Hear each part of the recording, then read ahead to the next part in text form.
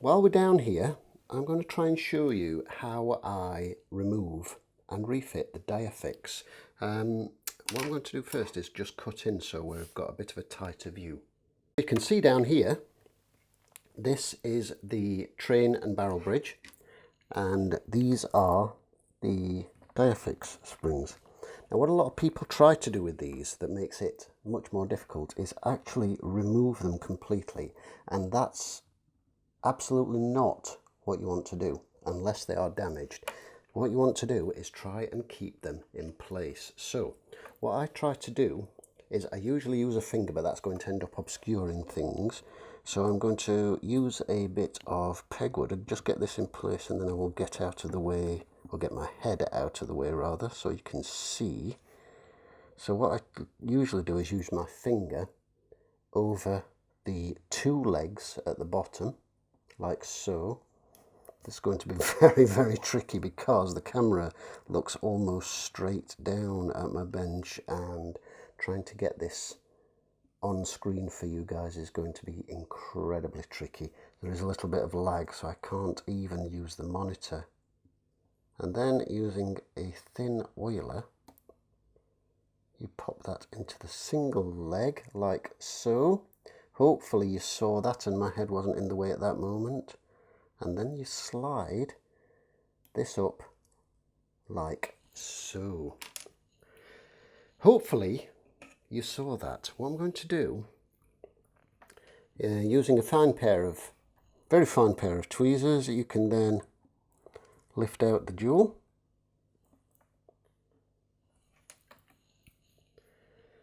And using the same fine pair of tweezers, slide this little fellow back, and this bit's a little bit tricky to show, but what we're doing here is using the very tips of the tweezers on either side of the single foot and pulling it back like so, so it snaps back into place. And then that can go through the cleaner. To refit it, it's essentially a reverse of that procedure.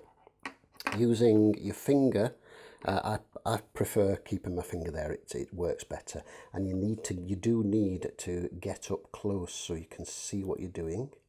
And an oiler or some very fine tweezers, if you have them, if you have tweezers fine enough, you need to put a little bit of back pressure whilst levering up like so. Hopefully that was visible. Slide this fellow forward like so. Pick up with your fine tweezers your jewel, your clean jewel, trying to oil these and then place them and refit the spring is just a lesson in masochism. It's just not worth it. It's better to oil these in place using the method that you would for a non-shock balance jewel, i.e. using an oiler and then a thin piece of wire to draw the oil through, or using a version, version 1A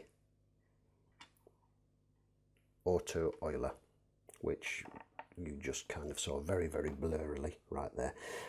Again, refitting after the jewel is in, you draw back with the tweezers. I'm trying to do this using the monitor, so apologies because there is a little bit of a lag between me doing and the monitor showing.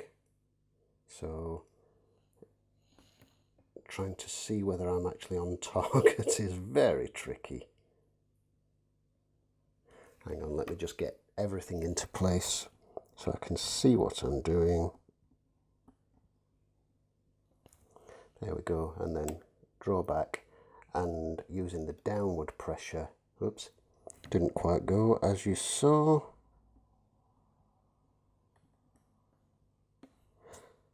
Draw back using the downward pressure.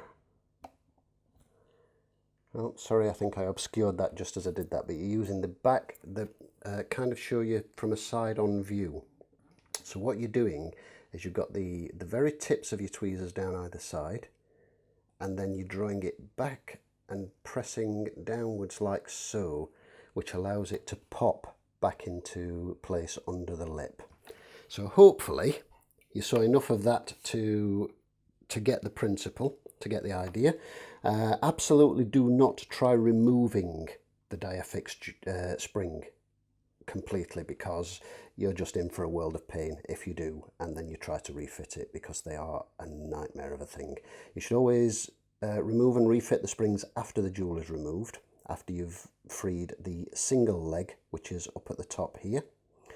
And make sure that you are not overly caffeinated and shaking whilst doing it.